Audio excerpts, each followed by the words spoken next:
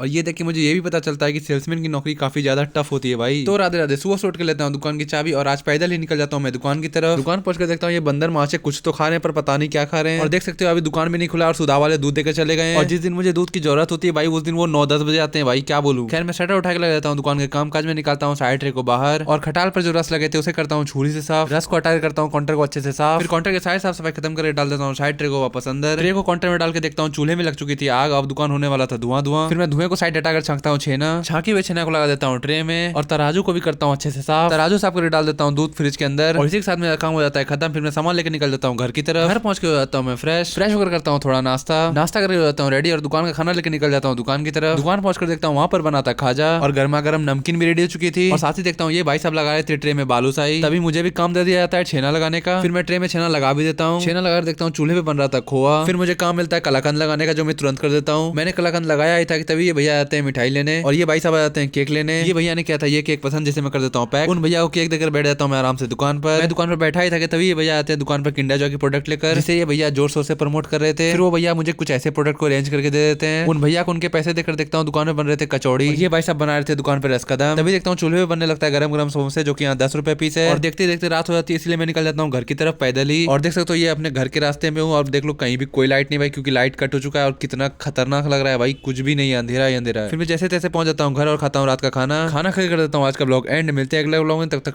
Subscribe भी कर सकते हो। बोलो राधे राधे।